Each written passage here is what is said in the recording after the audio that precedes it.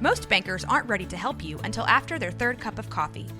But with Central National Bank's after-hours service, you don't have to wait for the bank lobby to open to get help. You can contact us from 6 to 8:30 in the morning or from 5 to 10 in the evening, and we'll connect you to a real, live, local person who can answer questions and fix problems 7 days a week. Bank different. Bank Central. Central National Bank. Member FDIC. This is a Rogue Media Network podcast.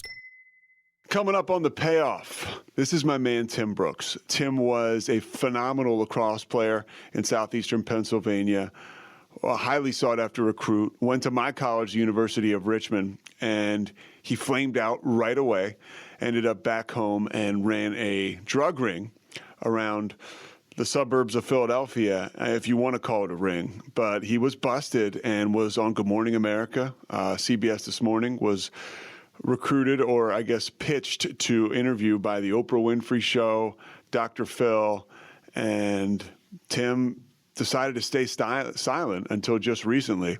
And just recently, as far as a couple of years ago, he has started a rehab outfit for young men in Pennsylvania. I've had a chance to hang out with some of these young guys who are getting sober and who are on fire. And Tim is on fire, and he kind of walks on air. And for me, it's really cool to see it come full circle, because I knew this dude in his first couple of days of sobriety.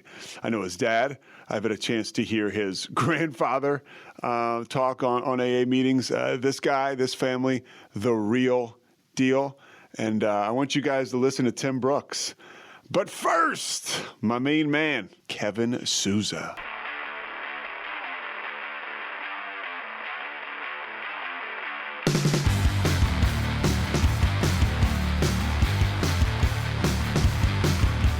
This is one hell of a story. First, I want to start with your sobriety date. March 1st of 2014. So that's about 7 years? Yeah, it'll be 7 years if I can make it a week. What was your last day like using? Yeah, that's a good question. A detective asked me that question the first day I had sober, or the last day too, which was, I was 18 years old. By the way, you said the detective asked you that question. Yeah, the detective asked me that question that late that night, and he, woke up. I had an internship working at a hedge fund, so I threw on a fancy outfit. It was a Friday. Spent 8 hours kind of probably, searching for things that business would not want me to search for on the internet while I pretended to work.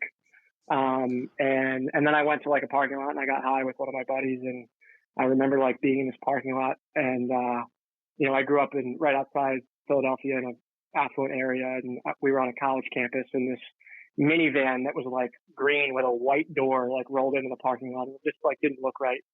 And I remember like just being like, let's get out of here, this doesn't feel right. Anyway, 9 p.m. rolls around, I got 5 detectives in my kitchen, and the party's over, right? I get totally busted for selling a bunch of weed, and parents exposed. And I remember a family friend had a friend that was a lawyer, came over, and he walks in the living room after this was like a 2-hour stalemate of no conversations. And the lawyer, he's like shaking hands with these detectives, like he already knows who they are, calling them by name, asking about the kids. And he pulls me into like the side room, and he's like, Timmy, these detectives are the kind of guys that I usually see down at the port in Philly busting like multi-million-dollar heroin deals. It really doesn't make sense why they are in your living room. You should probably just get honest. And that was really the beginning of it all. You obviously started your sobriety abruptly, started that day. But take us, you mentioned the detectives, you mentioned the investigation. We'll get to your addiction and your sobriety, but just take people through exactly what you're talking about there, exactly what happened. Yeah, I mean, I was selling a lot of weed, right? And big fat for sale sign on it, but I was doing it in a really kind of secretive way. I had, early that was in last day of February, right? So that fall of, I guess, 2013, 2014,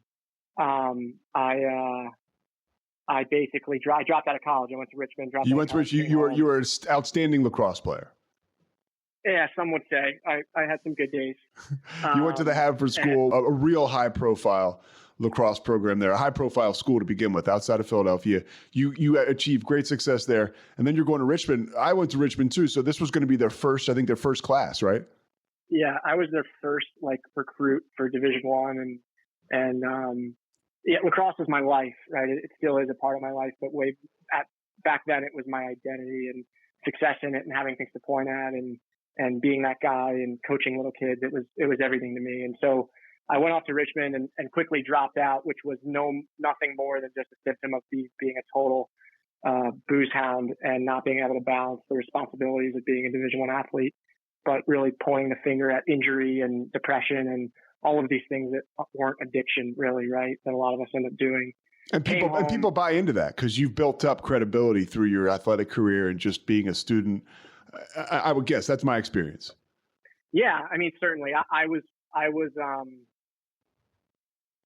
motivated not to do the right thing, but I was motivated to make people think I was a person that was doing the right thing. And I achieved that by having material things that I could point to, and by lying about who I was. And examples could be good grades, internship opportunities, college scholarships, girlfriends, friends, parents of fifth graders wanting me to babysit their kids. And then behind the scenes, I pushed really hard to get tuned up with my buddies and have what I thought was fun that quickly turned into this chase that never ended in anything other than feeling like it wasn't enough.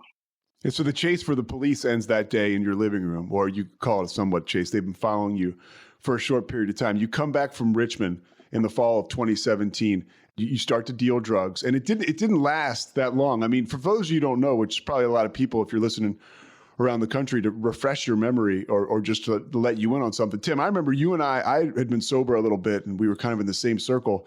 And I'm down in Charlotte, North Carolina, where I'm living at the time, and you pop up on Good Morning America doing a perp walk. Yeah, I did. So I left Richmond in September of 2013, and then in February of 2014, I got arrested. And like a couple weeks later, I was all over every news station you could think of. It was pretty wild, right? It was like Dr. Phil and Oprah leaving answering machines on my phone, asking for interviews, and it was rough, right? News cameras at the end of my street. At the time, I had already been a part of a structured recovery program for a couple weeks, and I was trying to take direction. And those two worlds I had been living, like the person I actually was, and the perception I had created for other people to believe, they clashed in an instant through the media outlet. And how the hell did you manage that? You're 19 years old, or 18 or 19 years old. I had 42 days of sobriety. And this hits. And this hits, yeah. So I got a group of people in my life saying go to a meeting every day, be open and honest, don't manipulate, don't lie, don't hang out with your old friends, get a job, go exercise. I get all this direction, which is counterintuitive, which is exactly what I don't want to do. And then I have, a big legal consequence coming that I didn't know what it was going to be. And then all of a sudden the media hits, and I felt crippled, right? There was a huge part of me that was so embarrassed and ashamed of who I actually was. And I remember being at a grocery store and running into a mother of a first grader at my high school that had invited me to her house on his birthday to be the guest appearance for his birthday party.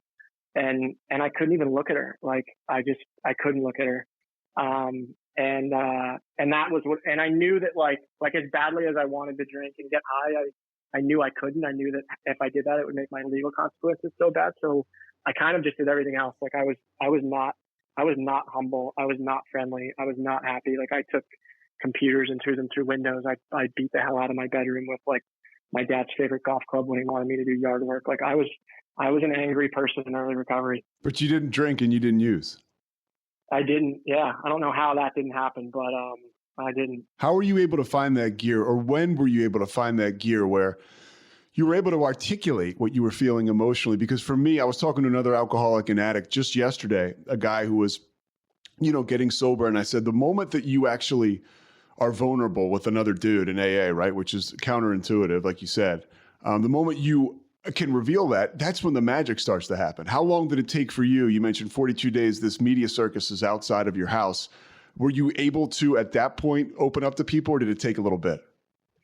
I was pretty open off the rip, right? And my understanding of that is like, when I was told like I needed to be a sober person for now, I didn't want to be sober. I didn't want to do the next right thing.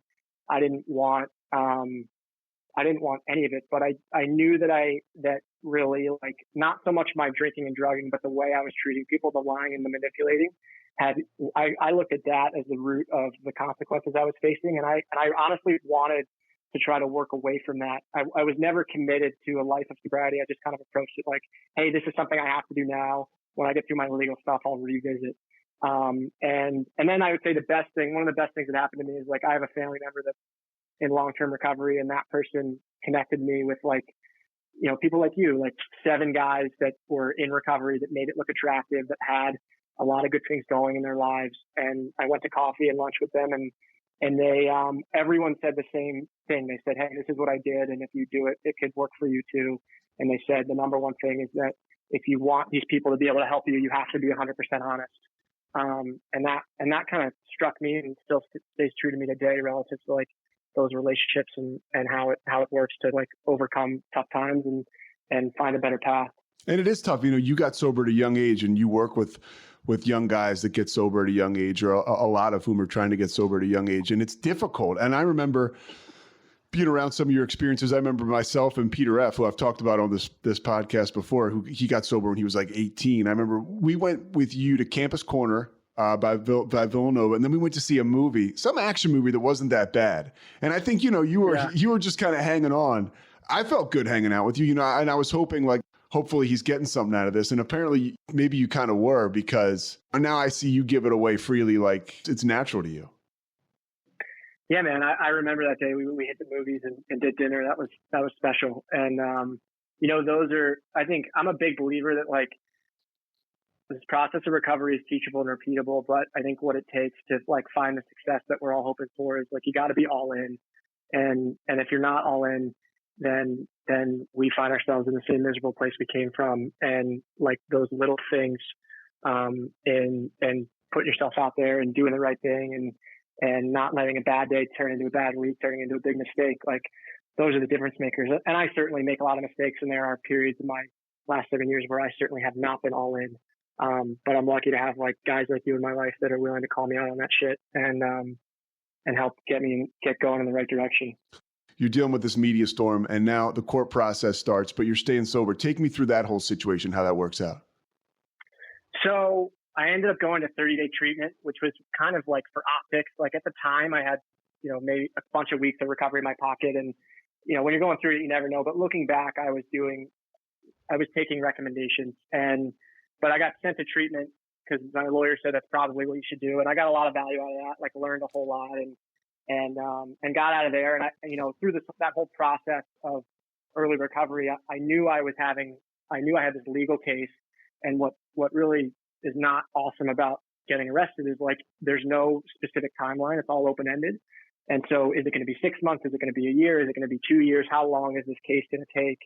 And it ended up being 11 months total, which I didn't know. And so that whole 11 months for me was this just experience of, the case was 11 months, or the case end? Yeah. Okay.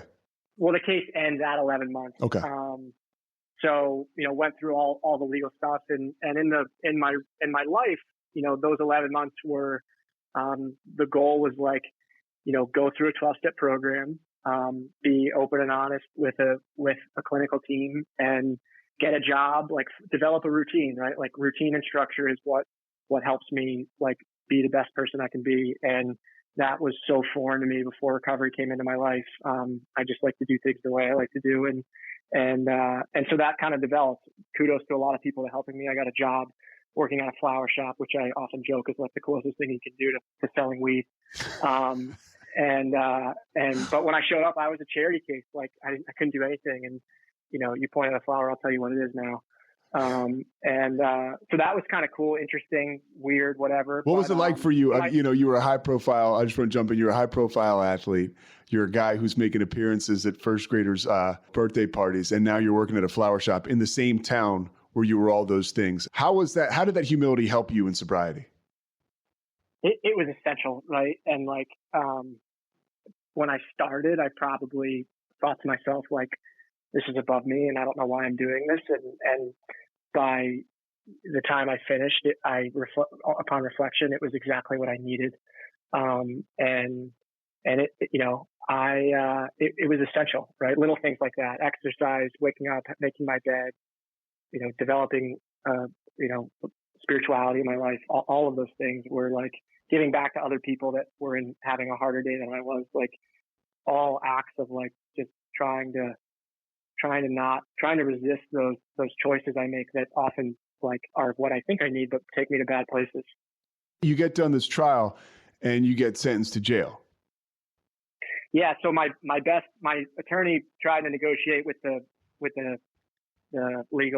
district attorney. And, I think the best offer I was offered was a 4 to 8 year, deal. So if I wanted to take the 4 to 8, I could have just said, yeah, I'll take it and throw me on the bus. But we said no thanks. And we, through all of the minutia of negotiating, kind of got to a place where I showed up to a sentencing hearing where a judge was going to decide how long I was going to go for. And he had some guidelines that were about 1 to 2 years in prison.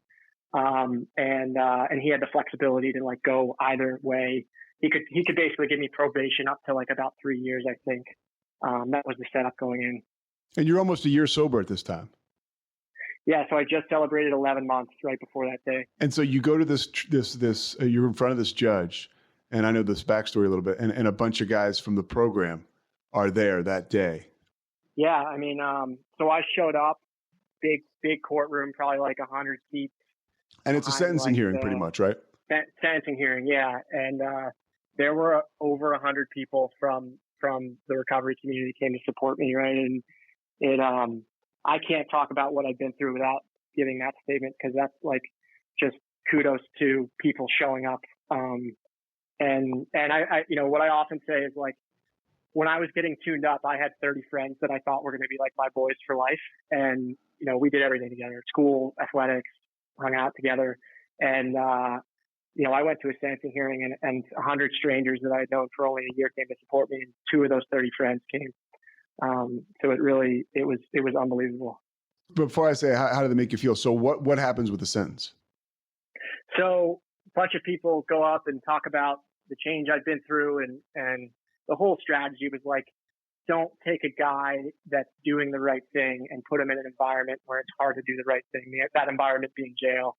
And, the judge, because of the media and the politics, I don't think there was really ever an opportunity, even if he did think I was a unicorn, to let me get off. So they ended up sentencing me to just about the guidelines, which were 9 to 23 months in jail, which was kind of a victory because it was below the threshold of being sent to state prison. So I was going to stay like within the county. So do you go right to county jail from that sentencing hearing? Yeah. So I remember, my lawyer goes like, can he say goodbye to his family? And the judge is like, during visitation, and they slapped the jewelry on me, and everyone's like, good luck, Timmy. And I'm like, thank you. And I'm just kind of like, game on. Where's your attitude at that point? Like from a recovery standpoint, like, are you feeling like, okay, if I continue to work the program, I will be okay? Yeah. I knew I was going to go, and I had accepted mentally that I was going to go for 2 years.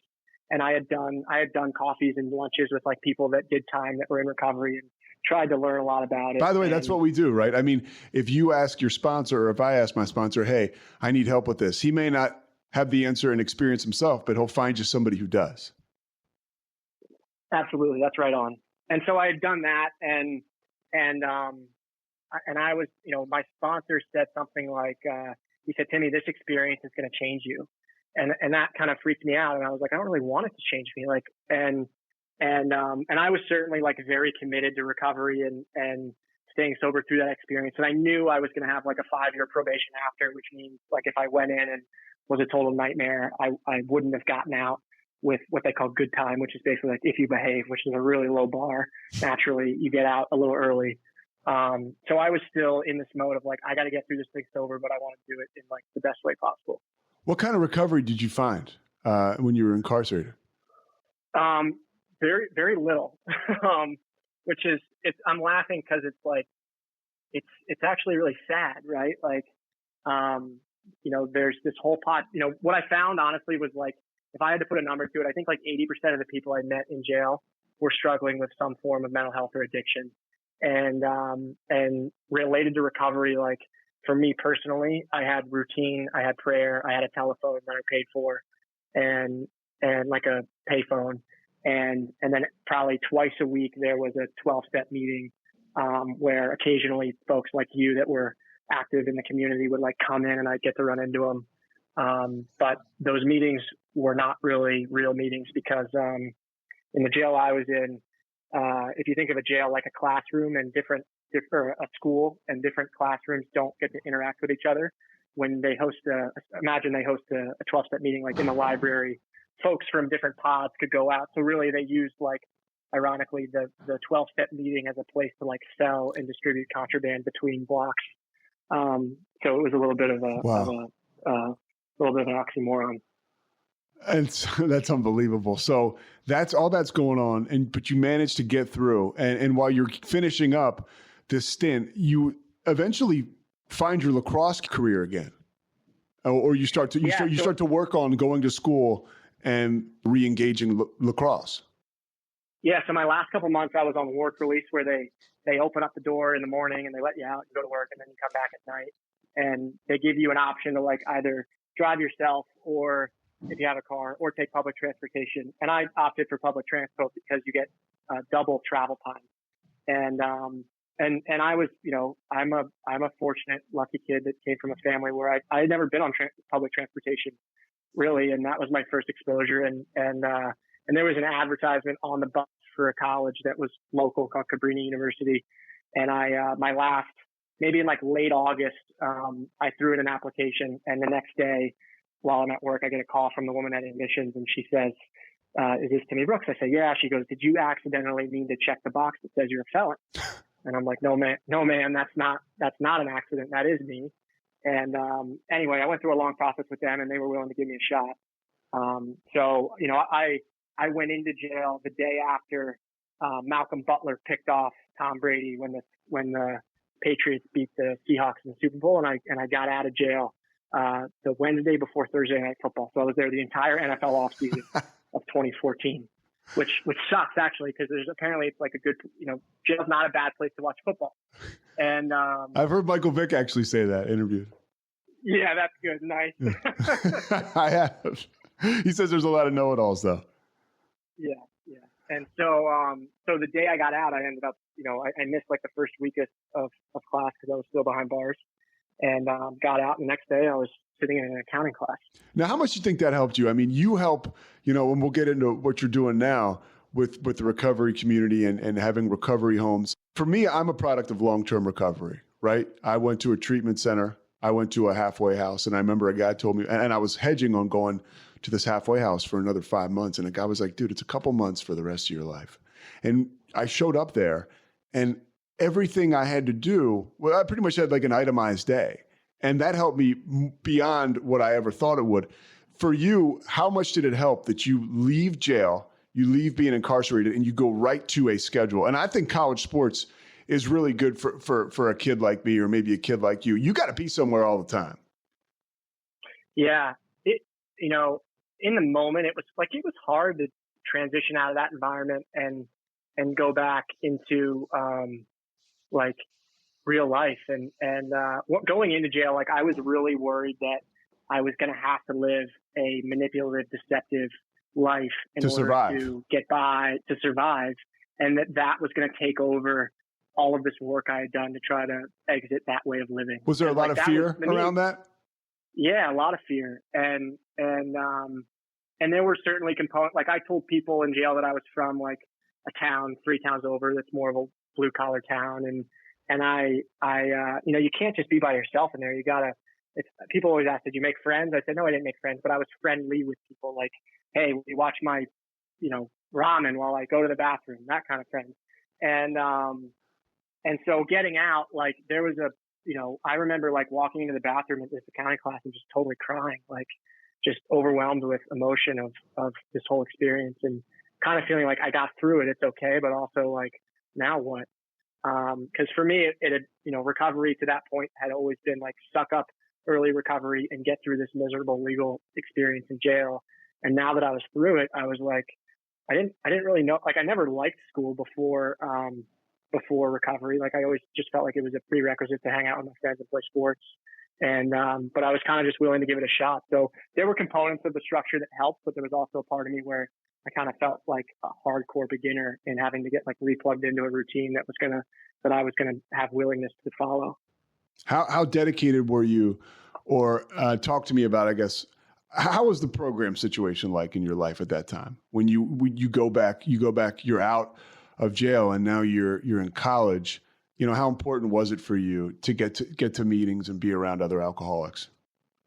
It was the most important thing than anything. I mean, before I went into jail, I was like 2 to 3 meetings a day kind of guy. And that was, life didn't get better. It just got less hard.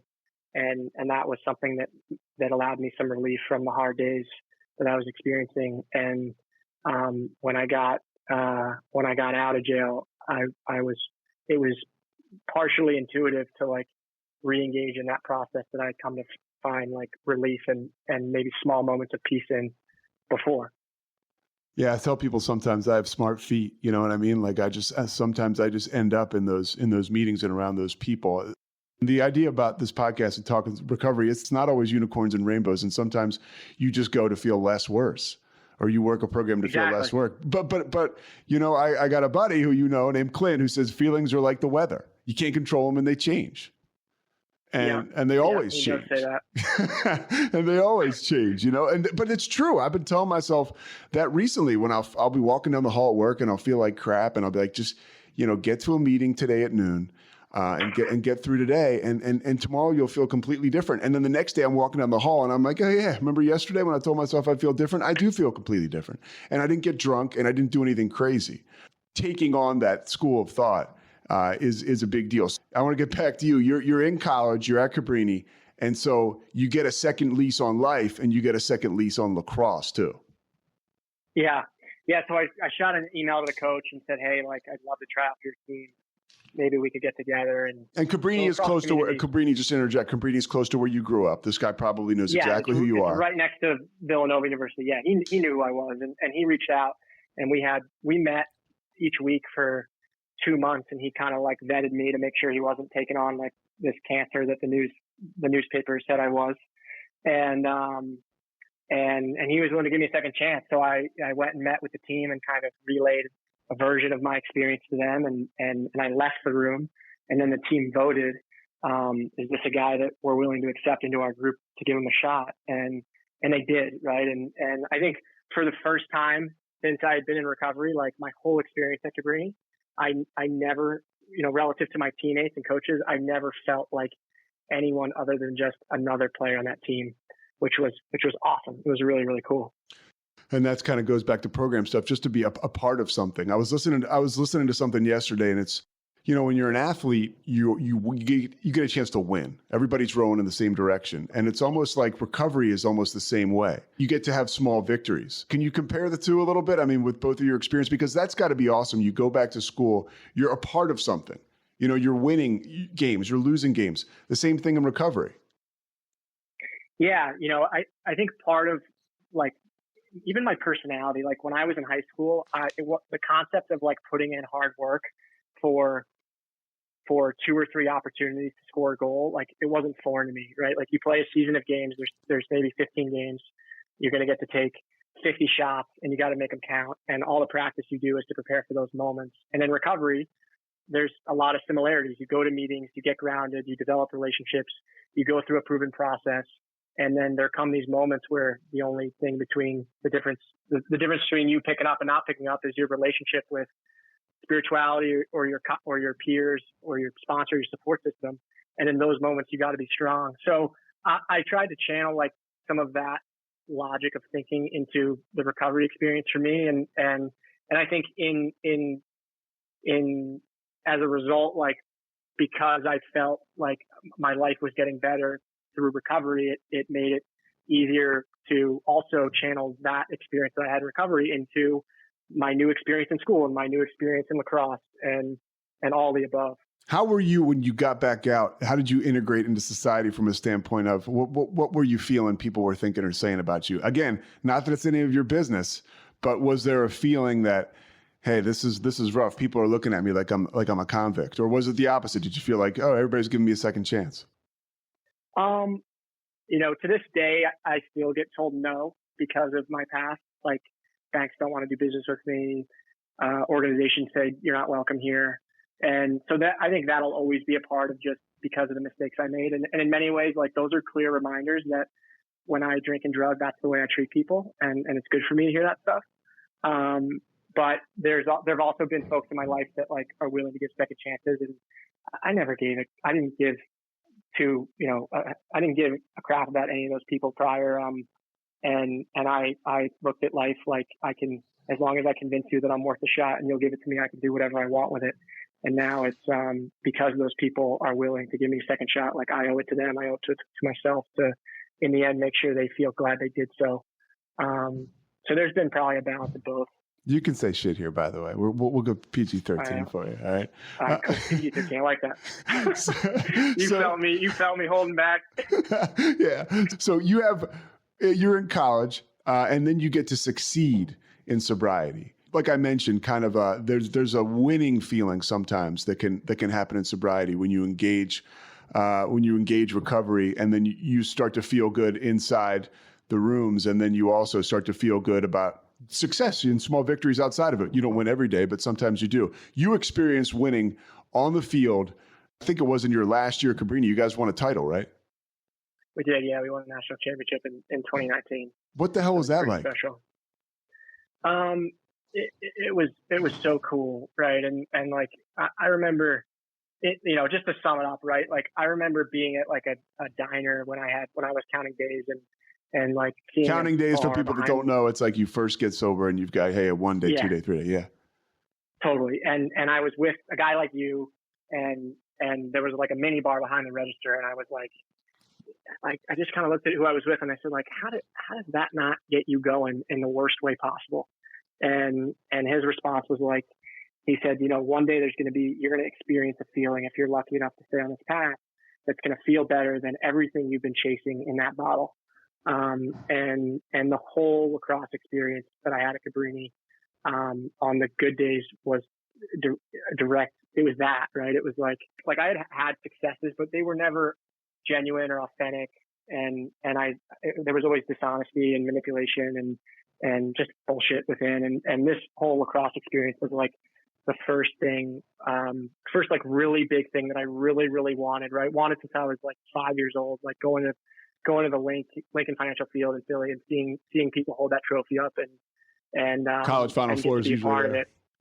Yeah.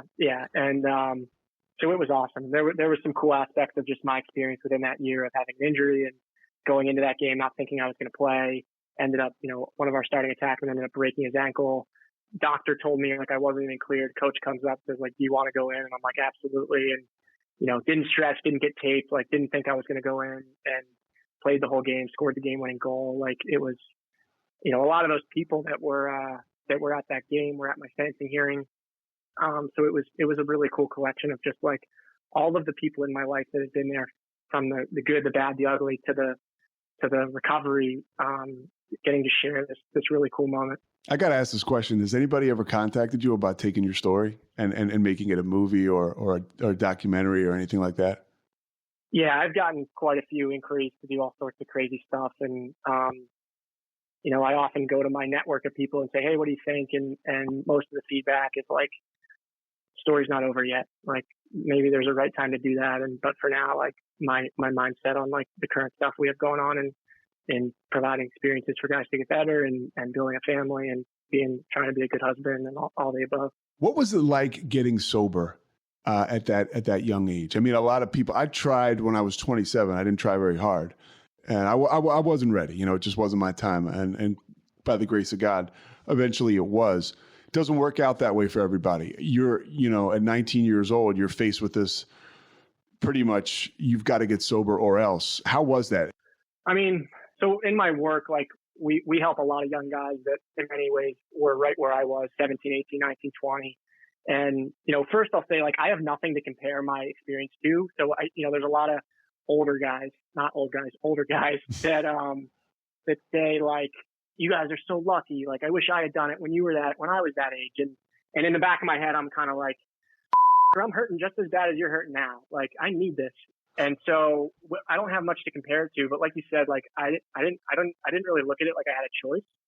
And, what I tell or try to help people grab onto is, like, for me, I didn't want sobriety recovery. I didn't want this life that I've been lucky to experience, but I did want to not go to jail. And through not wanting to go to jail, I was willing to do things that led to this amazing life. So conversations I have with younger guys is like, all right, what do you want? Like, some people say, I want to go back to college in 16 months. Some people say, I just want my parents off my back. Some people say, I just want to not, come from this miserable place of putting stuff in my body that I know I shouldn't. And I look to try to channel, like, well, let's get motivated, behind that, and maybe try this process for 8, 9, 10, 11, 12 months. And if you get tricked the way I do, I guarantee you'll be happy.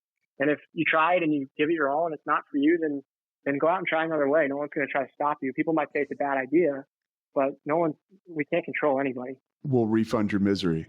If you want to go back out there, you can knock yourself out. And you don't say it like, hey, like, shame on you. It's like, look, that's what, in my experience personally and seeing guys go in and out, I mean, that's what waits out there for you is, if you are in fact an alcoholic or an addict, it's kind of miserable when you're being active. How did this experience affect your family? You mentioned one day you're throwing a computer through a window. Yeah. And the next day you're winning the national championship. That's quite a ride for your parents. There was many days between that had a whole lot of substance, but you're spot on. Like, I put my parents and my brothers through a lot of stuff that I hope no one ever has to experience. And like,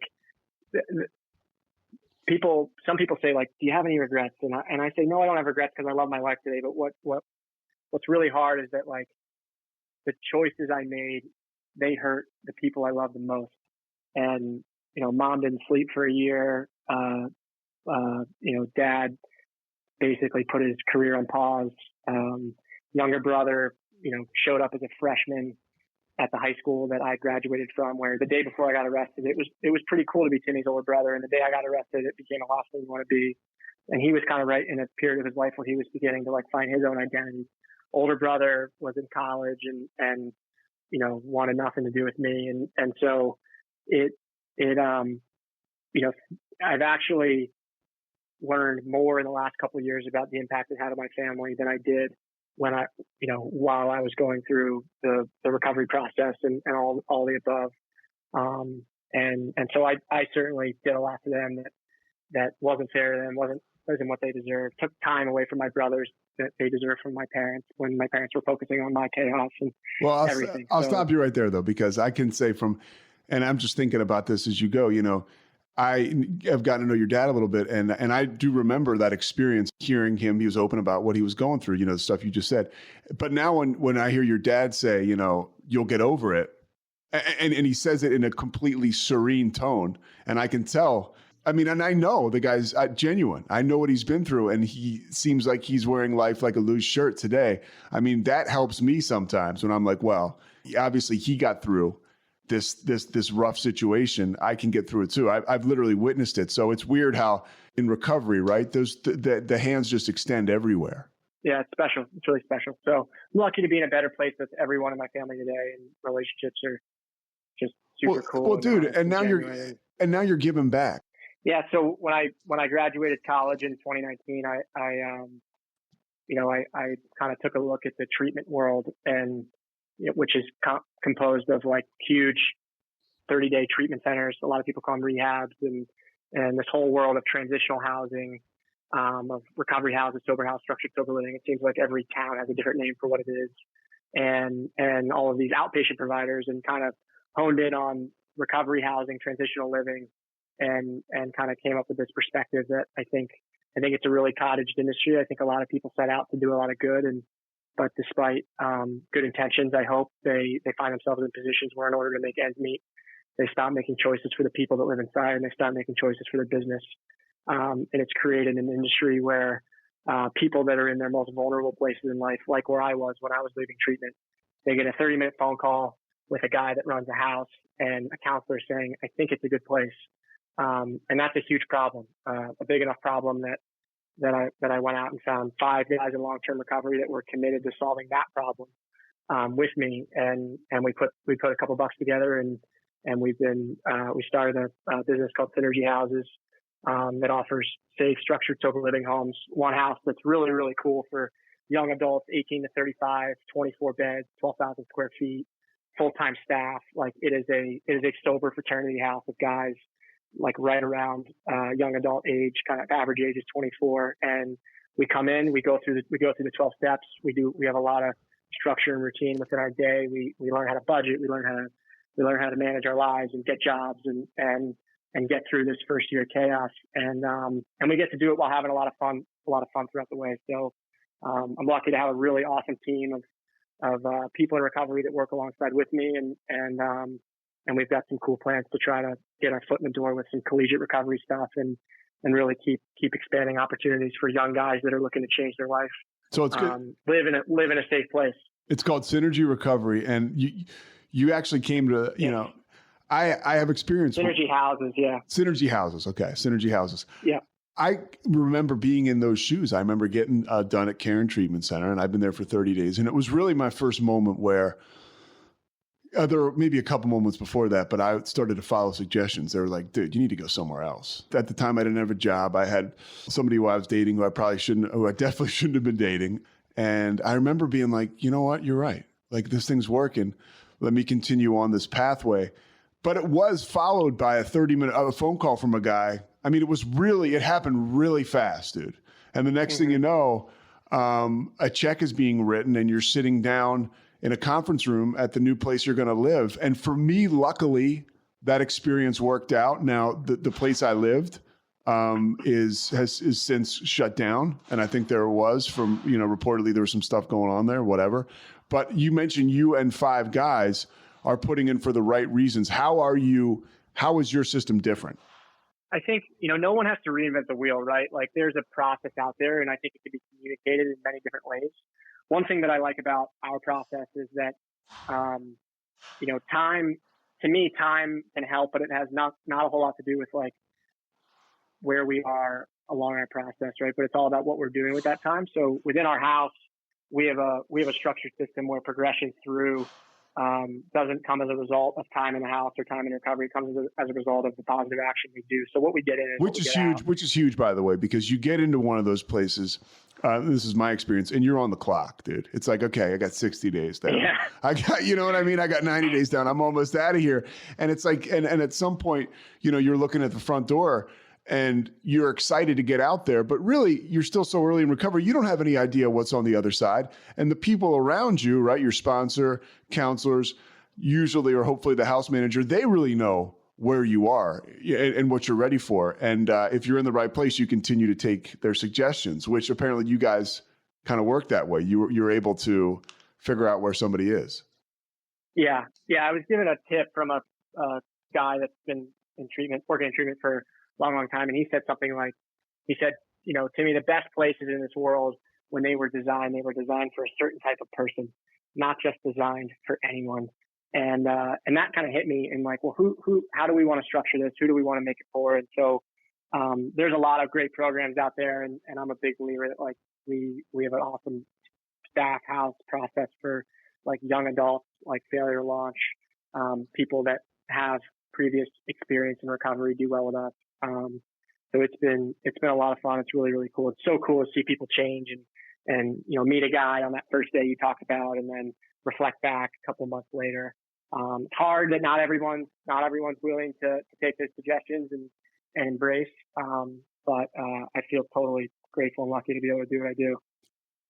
How important do you think the long-term recovery is as compared to, hey, I got this 18-year-old kid. He just went to rehab for 30 days. Now we're going to send him home to mom and dad, Like the long-term treatment process? Yeah. Is that what you're asking about? Yeah. I mean, you get done rehab, you go to an extended care, a halfway house. How important do you think that is? I think it has a huge impact on where we go and how things evolve. And if not the most important thing, all of the data backs up that staying engaged in a continuum of care gives us the ability to be successful in this way that we all want. And at the end of the day, like, everyone's just shooting to be happy, and there's many different ways to find it.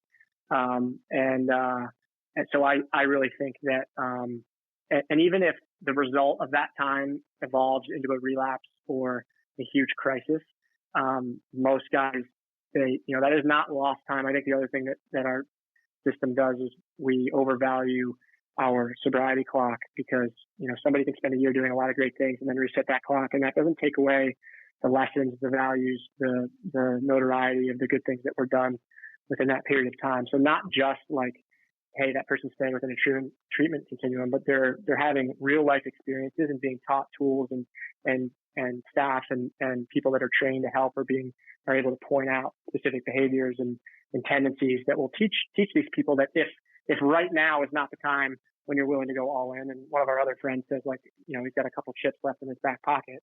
And so if that's the guy we're trying to help, then maybe successful come this time, but he'll be able to grab things from this period to incorporate into his next once he learns that hard lesson the way he's trying to learn it. Clearly, you've got the ability to speak articulately and get a message across. You speak to teams and schools now. Is that right? Yeah. So I haven't been able to do it since COVID, but my before it, it kind of falls in this like prevention education bucket of going around and traveling to schools and presenting what's essentially kind of a story that the experiences I've been through, kind of riddled with a lot of lessons that I've learned throughout the way. I love it. It's so fun. It's so cool to like talk to kids, and I've had some really cool friendships and relationships come of it. I think every school you go to, the guidance counselor is always like, you got to talk to this kid, and some of those kids are like now my buddies, and so it's a whole lot of fun. What's the number one thing you want to get across to them? Because you're not necessarily talking to a room of addicts. You're talking to a room where, maybe 10 kids are addicts. So what's a broad message that can still get the recovery message across? Yeah, that's the golden question, right? And in the end of my spiel, I kind of talk about that, which is like, if you're a person that can identify with what I've been through or feel like you think the way I think, then you're not alone. And what's awesome about schools is that most schools, they do a really good job of providing different types of personalities within their staff and administration to connect with every student. So athletic teachers connect with athletic students, arts and science teachers connect with arts and science teachers. And I had those people in my life, and I did not lean on them for guidance and support. But I could have. And so that's kind of my challenge to folks. And then for folks that don't think the way I think and will never struggle the way I struggle, then there's no reason we can't try to be better people. And there's an exercise that I went through that I talk about in making a commitment to a single task and performing it each day and allowing that to break habits and be a better person. And so I kind of throw that challenge at the group too.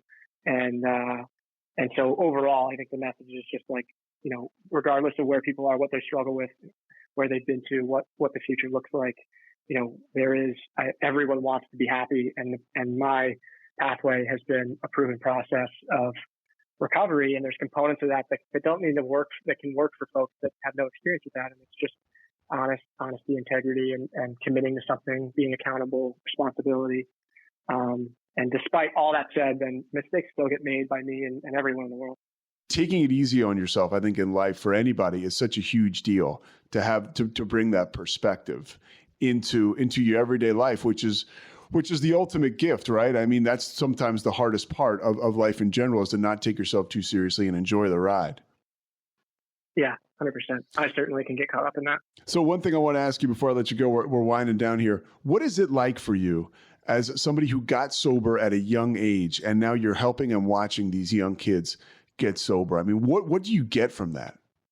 It's a lot of fun, right? Like I'm so lucky to be able to blend like something I'm passionate in, which is recovery, into a career. And so I love that aspect of my life, and it's fulfilling, right? It's cool it coincides with the principles of our process of giving back and doing the right thing. And for me, it's important to separate my own personal recovery from the work stuff I do, in looking at them as very different buckets and still prioritizing mine over work.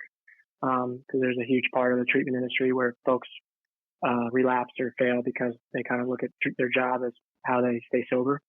I was talking about that. I was talking with a guy about that last week or 2 weeks ago. Like you hear about that, drug and alcohol counselors or people who live in and work in the recovery field, how, it's just as important for them. And you can answer this for me or speak to this as it is for anybody else to take their recovery seriously. Yeah. Yeah. It happens too much and it's scary. And so, at work, I show up, I work hard. I'm a big believer in like, do what you say what you do. It's embarrassing how many folks in the treatment world don't do what you say and say what you do. So if people can be those providers, they tend to stand out as like good people, good process. I'm, it's cool to have good outcomes and see people change and all that stuff. And then in personal life, like I still love having, guys in early recovery that are younger and I can relate to and be around and all the above. But I also have a lot of friends in recovery that are like older guys and big sober golf league. I know you're familiar with a bunch of old guys that we play with and so I've got a pretty wide mix of like what I'm exposed to through that lens. With these recovery houses, I mean, you really are. And I'm just going to say it, like you're on a life-saving mission. I mean, you're saving lives. You talk about going to rehab. I mean, I'm sure there's a handful of people that you went to treatment with that are dead now. That's my experience. And that's what happens with this stuff. It will kill you. You probably see that way too often yourself, right? People losing the battle, especially now when we talk about some of the substances that are being used. You're talking about guys going out and shooting up heroin. I mean, that's a run that doesn't last very long. Yeah, I've been to too many funerals and unfortunately it's just going to keep growing. And every couple months I Google, I look up the Facebook pages of the guys I was in treatment with, and there's no activity for the last 2 years. And then you Google it with the word obituary at the end, and there it is. And so, people I lived with, people I went to meetings with, right? And so it's the nature of what we're dealing with. And, it takes a whole system. It takes a family. It takes the willingness. It takes the individual. It takes a good process. I think 12-step recovery does an unbelievable job of like welcoming in people and making it possible for groups that we're a part of to help new folks. But I think there's a big part of the treatment world that is falling short of their responsibility to do right and provide a service that they say they're providing. So hoping that can improve. Dude, I'm so happy that you didn't ever talk to Dr. Phil and you gave me the exclusive. I mean, that means that he said apparently he said he would be really nice, but Tim, and so it's Synergy Houses. Anything else people need to know about you? No, man, that's it. I mean, I appreciate the time and super stoked for you and everything you have going on in the podcast, and this is really cool, man. Tim, dude, I appreciate it. You taking the time so much. And the idea is to help people. That's what you're doing every day. And so coming on here, hopefully we can do a little more of that, man. I appreciate it. Thanks so much for listening to the Payoff with Pete. Once again, I'm Pete Souza. And of course, we are part of the Rogue Media Network. All kinds of good podcasts you can find at roguemedianetwork.com. And of course, you can find this podcast and all those other ones wherever you get your podcasts, iTunes, Spotify, other spots like that.